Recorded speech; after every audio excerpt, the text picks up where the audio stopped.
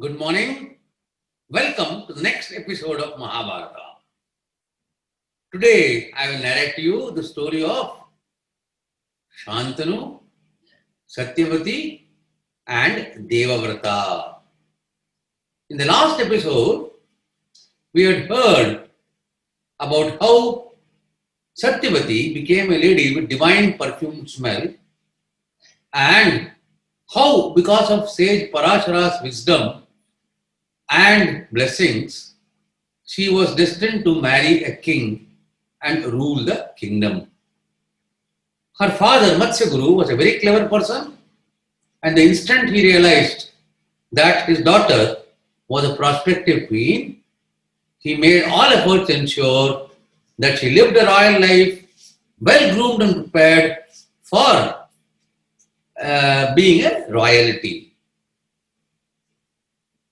Meanwhile, in the palace of Hastinapura, Devavrata and Shantanu ruled together, one beside the other.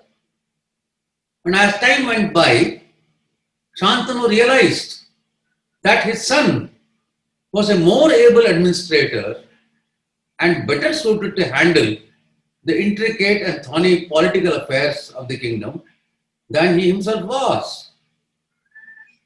Shantanu's passions were more into outdoor adventure, hunting, and the like, and thus increasingly leaving Devavrata to handle the kingdom's affairs. He once again started foraying into the jungles for his usual hunt. Once he was hunting on the southern shores of his kingdom, and as usual, as it happens in these stories, was chasing a wild buck when the buck lost itself in the bushes, and the king continued to chase it while he was separated from his retinue, and suddenly his nose was assailed by divine fragrance of the type he had never seen in his life in the past. This was a mixture of both sandalwood and jasmine. He knew that jasmine flowers could be available in the jungle, but this was not a terrain for sandal. So he was really worried or wondering where this majestic perfume, which was so intoxicating, emanated from. As he got close to the river, he heard the splashing noises, and then when he peered from behind the tree, he saw a beautiful maiden who was swimming effortlessly in the water as brilliantly as he had seen Ganga swimming in the past. And this divine smell was emanating from her body. In an instant, Shantanu was seized with compulsive feelings of love and desire.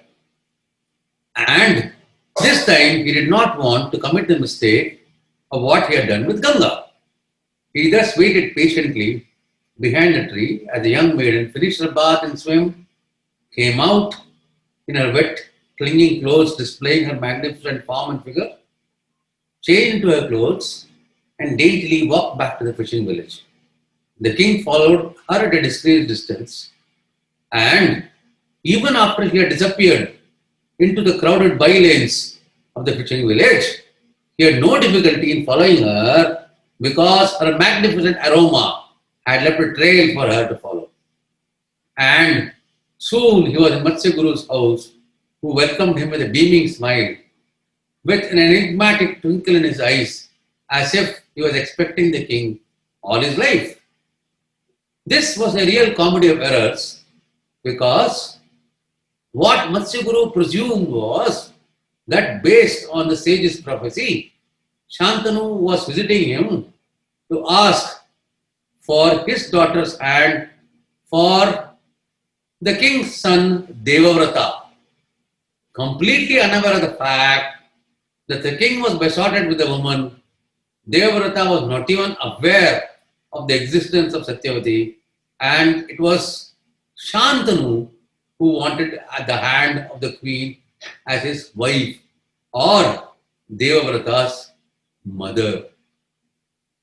It was indeed a surprising, startling, and tricky twist of fates and events where the girl's father talked one thing and the king talked another. And finally, when realization dawned on Matsya Guru that the old king himself was in love with his daughter, he was aghast and shocked. However, the fishing chief cannot be insulting or argumentative with the king. With folded hands, he bowed his head and said, "O king, what you are telling me is impossible, because the sage has promised me that my daughter will marry the king and her children will rule the kingdom. You already have a son by the earlier wife who is destined to rule the kingdom, and thus there is no way I would allow my wife to marry you and bear children who would be assistants and serfs to the king, who would be none else but Devavrata. So, king, unless at this moment you promise to disinherit Devavrata from the throne, announce that he is no longer a crown prince, and agree by swearing an oath that the children born between you and Satyavati will be the rightful rulers or ruler of your kingdom, Hastinapura. I am not willing to consider your proposal, because I have a great faith in the sage who has prophesied that she will marry an emperor. And if it is not the emperor of Hastinapura, she will surely marry another young king as his sole queen, and her progeny will be the kings and queens." Shantanu was shocked. He was in love. He was sexually obsessed. But he was not in that much love that he would disinherit his beloved son Devavrata.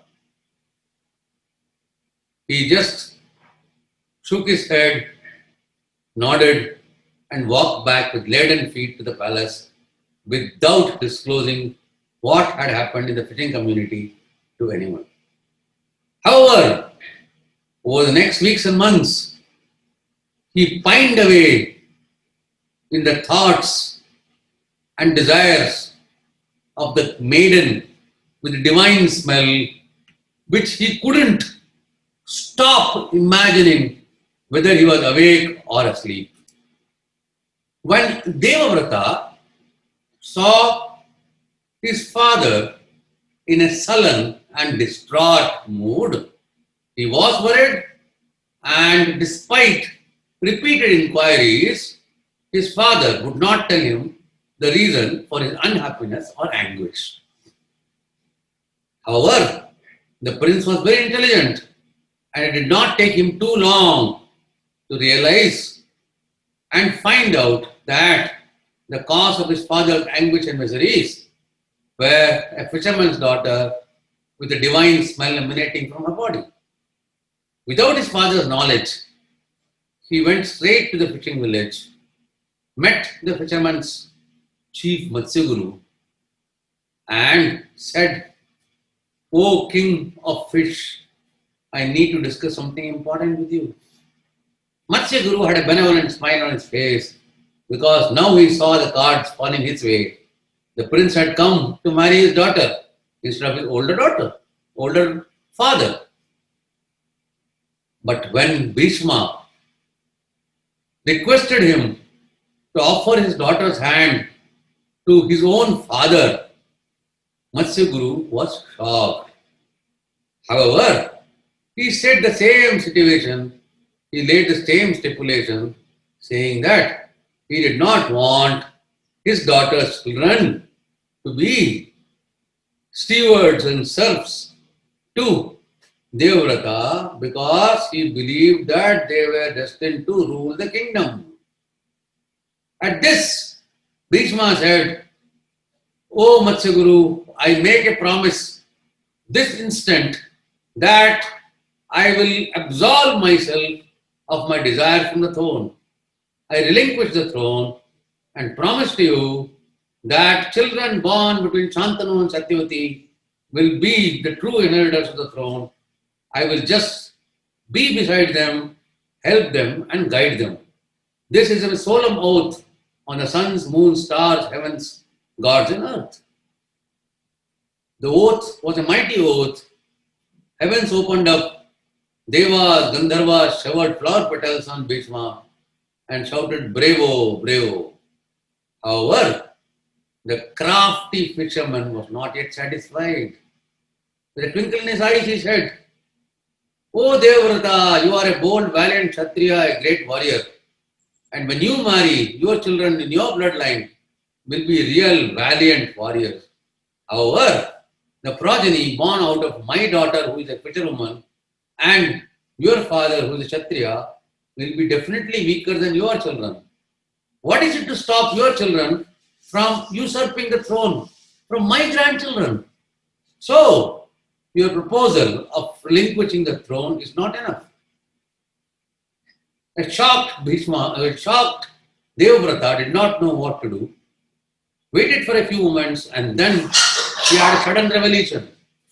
Looking straight at Matsya Guru, he said, "Oh Matsya Guru, this instant I renounce Vivaha Ashrama or Grahastha Ashrama, and I promise to suns, moons, gods, lords, devas, and asuras that I will never marry a woman in my life, nor will I get any progeny. That way, not only is my promise safeguarded, but your grandchildren will be the true inheritors of Hastinapura. I only want the happiness of my father, whom I love more than anything in this life." Now that all the conditions are fulfilled, Matsya Guru had no other option but to agree to marry his daughter to the older king Shantanu. This vow was actually as a consequence of the eighth Vasu promising his wife, the Devi, that on earth he will not take a wife or concubine and will retain his fidelity and faithfulness. However, this pratigya or vow was so colossal, mammoth, and awesome that the skies opened up. Devas, Gandharvas, celestial beings started showering petals and chanted loudly, "Bhishma, Bhishma." Bhishma means a very awesome or powerful vow. And thus, because of Bhishma Pratigya, Devavrata was subsequently called Bhishma. And then, as he was a paterfamilias or the foster father, grandfather for the entire rule of the progeny of Satyavati and Shantanu, who ruled over Hastinapura, he was called Bhishma Pitamaha. Bhishma is awesome. Pita is father. Maha is father of fathers, which means great grandsire. And Bhishma, along with Vedavyasa, are two central characters in this episode. Eventually, between Shantanu and Satyavati, two children would be born. One was called Vichitravirya, the other one was called Chitraganda.